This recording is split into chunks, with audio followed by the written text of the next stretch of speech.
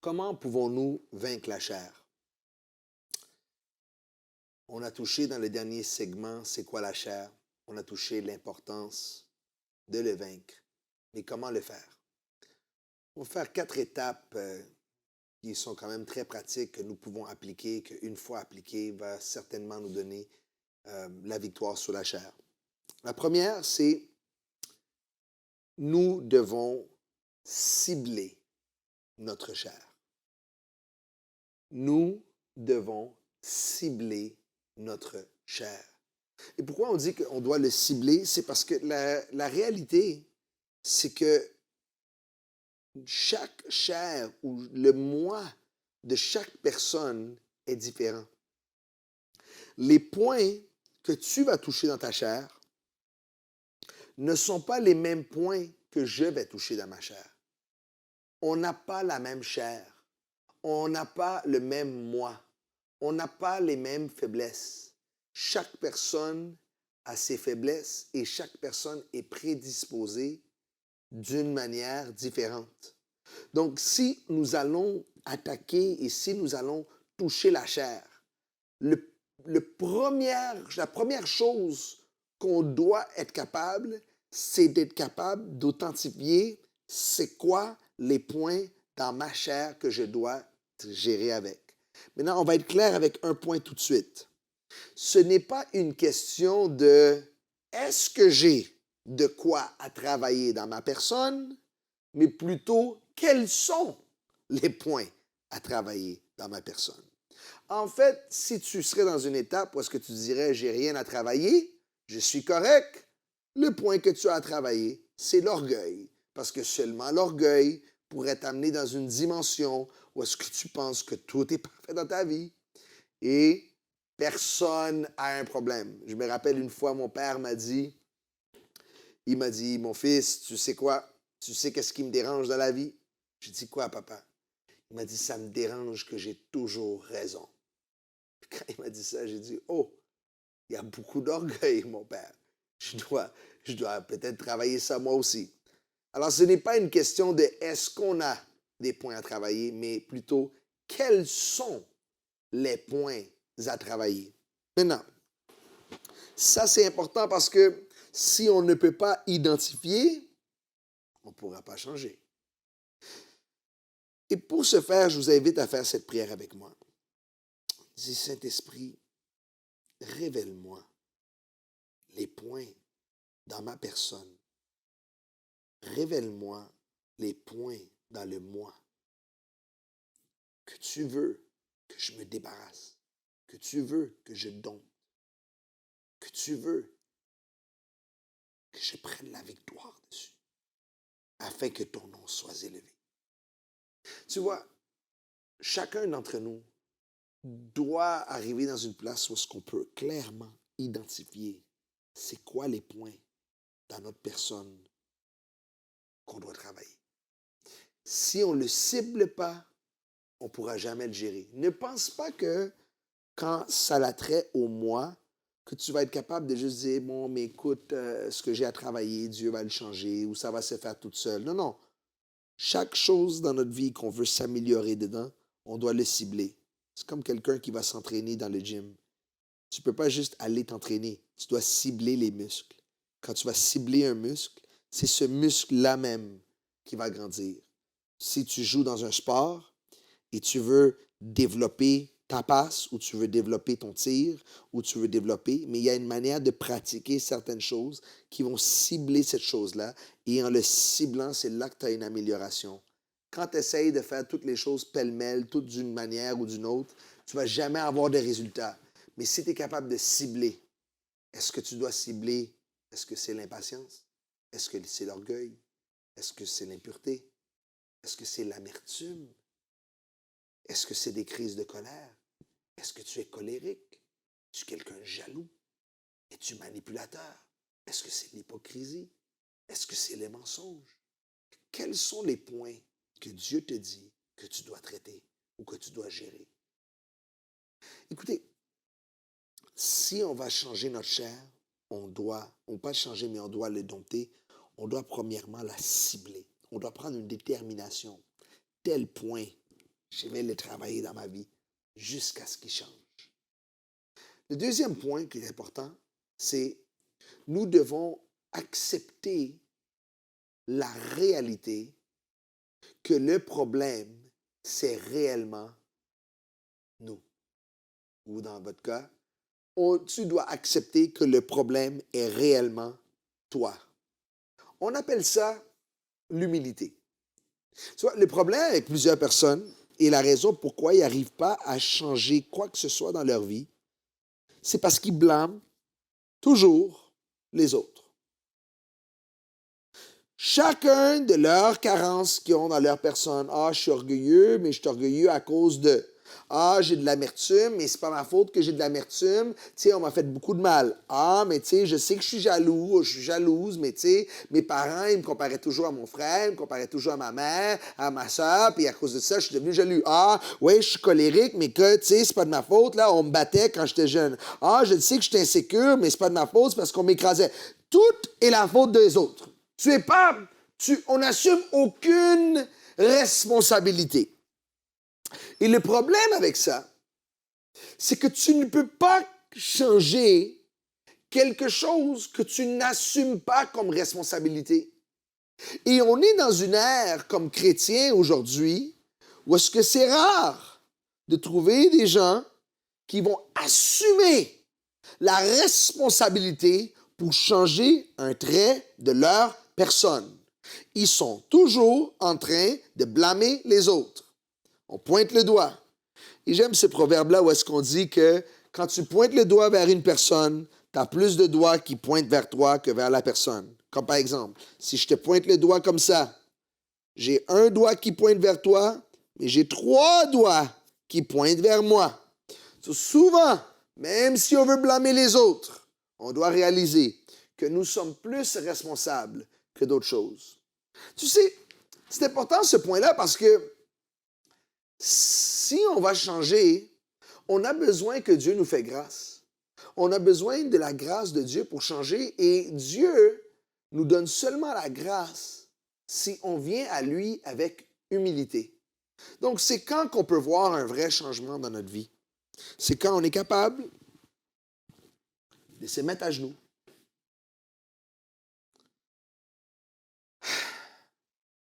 Je trouve que cette position-là dans la prière, c'est une position qui permet le changement parce qu'on s'abaisse.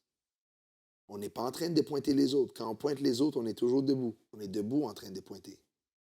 Quand on se met à genoux, c'est nous qui plions. C'est nous qui doit être capables de venir devant Dieu et dire, Seigneur, je suis comme ça. J'ai tel problème. C'est ma faute.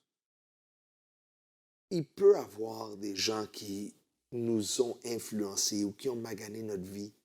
Et pour changer tant et aussi longtemps que tu pointes aux autres, tu n'auras jamais de percée. La seule manière d'avoir une percée, c'est quand on plie, on dit, je suis comme ça. J'assume ma responsabilité.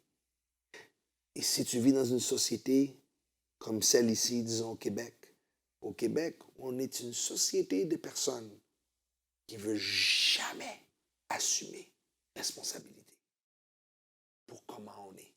Tu sais, je vais vous amener ce point-là d'une manière quand même personnelle. En 2010, ça fait 20 ans que je suis dans le ministère ici, et en 2010, j'avais plusieurs situations qui s'étaient élevées dans mon cœur envers mon leader. Je commençais à avoir beaucoup de jugements dans mon cœur. Et la réalité, c'est que les jugements que j'avais dans mon cœur envers lui, je ne lui en parlais pas. J'étais très hypocrite. Et je le cachais. Et j'avais toutes mes raisons pour les sentiments que j'avais et mes pensées négatives. Et un jour, il m'a confronté. Et quand il m'a confronté, encore, j'ai commencé en niant, parce que c'est comme ça que la chair, elle est. Quand la chair, elle est exposée, on va commencer à nier. Et après que j'ai nié, j'ai commencé à essayer de passer le blâme sur lui. Mais la vérité, c'est qu'il n'avait pas un blâme. Et quand ça s'est arrivé, je me rappelle après ça, dans ma vie, beaucoup de choses comme Dieu m'a passé le signal que, écoute, il y a des traits dans ta personne que je veux que tu changes. Maintenant, je vous confesse ceci. Pendant les 2 premiers mois que cette situation-là était exposée dans ma vie et que je voyais que j'avais des problèmes au niveau de la rébellion, plusieurs problèmes au niveau indépendance, des traits de mon caractère qui étaient ressortis, pendant les 2 premiers mois, je mettais les blâmes sur tout le monde. Et durant les 2 mois que je mettais les blâmes sur tout le monde, rien n'a changé dans ma vie.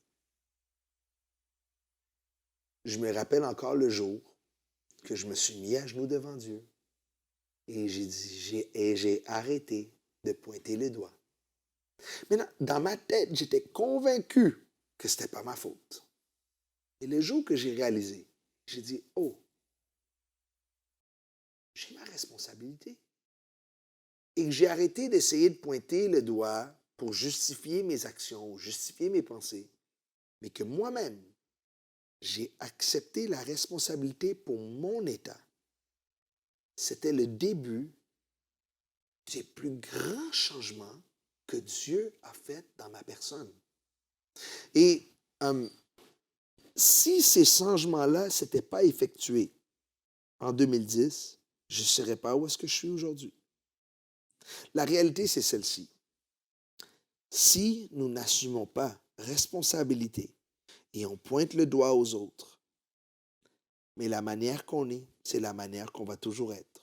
On n'aura jamais de changement.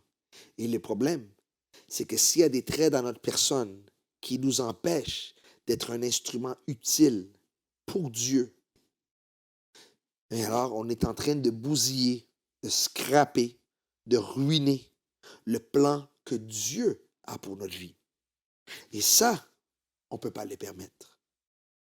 Écoutez, la 3e étape, si on est sérieux pour vaincre la chair, la 3e étape, c'est on ne pourra pas surmonter ou dominer sur notre chair par nos propres forces. Maintenant, ça semble être une contradiction parce que on a dit dans le dernier segment que c'est nous qui doit dompter notre chair. C'est nous qui doit prendre la victoire sur le moi. C'est nous qui doit faire ce travail-là. Et maintenant, je suis en train de dire que tu n'es pas en mesure de le faire par tes propres forces. Et la révélation ici, ça va être ce qu'on appelle la révélation ou la clé de la grâce de Dieu. Parce que nous ne pouvons pas changer par notre propre pouvoir. Et pour qu'on comprenne, je vais vous donner une illustration. J'ai un fils. Il a 10 ans. C'est un petit gars. Maintenant, disons que je dis à mon fils, écoute mon fils, on va nettoyer la maison et je veux que tu lèves le gros divan là. Je veux que tu le lèves, on va nettoyer en dessous du divan. Maintenant, le problème, c'est que lui, il n'est pas capable de lever le divan parce que c'est un gros divan. Il n'est pas capable de le lever. Maintenant, si mon fils, il me regarde et il me dit, Daddy, moi, je ne lève pas le divan. C'est trop dur. Est-ce que moi, comme père, je vais être content? Pas du tout. Je dis, mais comment? Je te demande de faire quelque chose, tu ne le fais pas. En réalité, qu'est-ce que mon fils devrait faire? Mon fils devrait retourner me voir et me dire, Daddy, tu m'as demandé de lever le divan. Je vais le faire, mais je ne suis pas capable de le faire tout seul. J'ai besoin de ton aide. Et quand il me fait ça, là, moi, je vais aller et je vais lever le divan avec lui. Tu vois, quand on parle de traiter notre chair ou de traiter le moi, c'est qu'on doit le faire, mais on n'est pas capable de le faire sans l'aide de Dieu. C'est comme moi qui dis à mon fils, lève le divan, mais en même temps que je lui dis de le faire, je m'engage à l'aider s'il me le demande. C'est ça que je suis en train de vous dire. Ne pense pas que Dieu est assis au ciel, puis il regarde comme ça, là, puis il dit, change cet aspect-là de ta personne, arrête d'être orgueilleux, change ça, arrête d'être jaloux, change ça. C'est pas vrai que Dieu est là, il est loin en haut dans le ciel, puis il est assis sur son trône, puis il nous regarde, puis il dit, change ça, puis il nous regarde, puis il nous demande de faire tout seul. C'est pas vrai. Tout ce que Dieu nous demande ou qui nous révèle qu'il veut changer en nous, tout ce qu'il nous révèle qu'il veut changer en nous, il est prêt également. Tout ce qu'il nous demande de changer, il nous donne la grâce pour le changer aussi. Mais on doit lui demander. Écoutez, il y a un verset dans la Bible que j'aime beaucoup et qui va expliquer un peu c'est quoi la grâce de Dieu. C'est dans 1 Corinthiens, chapitre 15, verset 10. Et ce verset parle de l'apôtre Paul. Et l'apôtre Paul, ici, va parler sur la grâce de Dieu. Et il va dire ceci, c'est tellement fort. Il va dire 1 Corinthiens 15, verset 10. Il va dire, par la grâce de Dieu, je suis ce que je suis. Donc, il est en train de dire ici qu'il a atteint un niveau, mais le niveau que l'apôtre Paul a atteint, il a atteint ce niveau-là par la grâce de Dieu. Donc, il est en train de dire, par la grâce de Dieu, je suis ce que je suis. Mais après, il va continuer puis il va dire ceci. Sa grâce envers moi n'a pas été en vaine. Il va dire, j'ai travaillé plus que tout le monde. Incroyable. Aussi, on voit qu'il est en train de dire que la grâce de Dieu l'a rendu comment qu'il est, mais il a travaillé fort. Laisse-moi vous expliquer avec une autre illustration ce que ce texte-là est en train de nous dire. Et je vais utiliser mes enfants encore comme exemple. Si je dis à mes enfants, écoute, là, mamie, elle est partie pour la journée, et là, nous, on va nettoyer la maison, on va faire quelque chose pour elle. On va lui faire du bien. Il dit à mes enfants, nettoyer la maison. Et là, les enfants, ils commencent à nettoyer la maison. Et pendant que les enfants commencent à nettoyer la maison, moi, je décide de faire le travail le plus dur. Et les planchers, ils sont un peu crottés, alors je prends la mop là et je commence vraiment à travailler fort. Imagine maintenant si moi, je commence à travailler fort avec la mop, et pendant que je travaille fort avec la mop, mes enfants, j'en ai 4, ils me regardent et ils disent, ben, Daddy a commencé à travailler avec nous, on va aller se reposer, on va lui laisser faire le travail. Comment que je vais prendre ça? Je dis, mais je ne comprends pas. Moi, je vous fais grâce de vous aider. Et pendant que je vous aide, vous la coulez douce? Ça ne fonctionne pas. En réalité, qu'est-ce que mes enfants devraient faire? C'est que la minute qu'ils me voient les aider et faire le travail le plus difficile, ils devraient, eux, travailler doublement fort parce qu'ils voient que je participe dans leur avancement. Et c'est ça que l'apôtre Paul était en train de dire. Par la grâce de Dieu, je suis ce que je suis. Ça veut dire, Dieu m'a beaucoup aidé. Mais vu que Dieu m'aidait, j'ai mis beaucoup d'efforts. C'est la clé au changement. Dieu nous aide, mais nous mettons beaucoup d'efforts. On va dire ça ensemble. Dieu m'a aidé, mais je vais faire beaucoup d'efforts. Dieu, aide-moi. Mais moi, je vais faire beaucoup d'efforts. Ça, c'est la clé. On appelle ça la clé de la grâce. Ne le fais pas toute seule, mais travaille fort. Demande que Dieu t'aide, mais fais ta part. Mais n'essaye jamais de changer toute seule. Ça ne fonctionne pas. Et finalement, le dernier point, si on veut vraiment voir un changement, nous devons être dégoûtés par notre chair. Ce que tu tolères ne va jamais te laisser. Tu dois arrêter de le tolérer si tu vas avoir un changement. Si moi, je te rencontrerais et je te dis, tu dois changer ça et tu dois changer ça, même si tu es d'accord que tu dois le changer, le fait que tu es d'accord ne garantit pas un changement. La seule chose qui peut provoquer un vrai changement dans une personne, c'est quand la personne lui-même veut changer.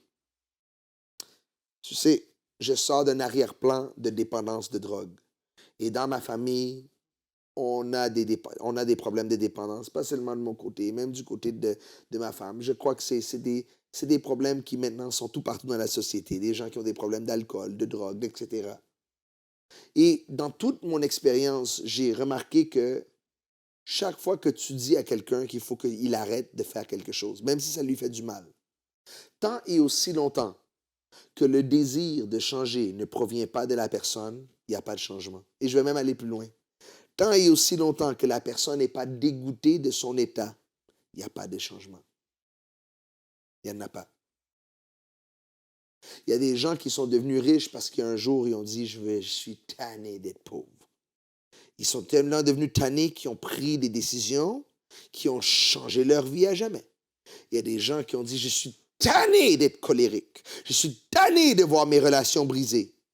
Et ils ont changé. Mais ça les a coûté quelque chose avant qu'ils arrivent là.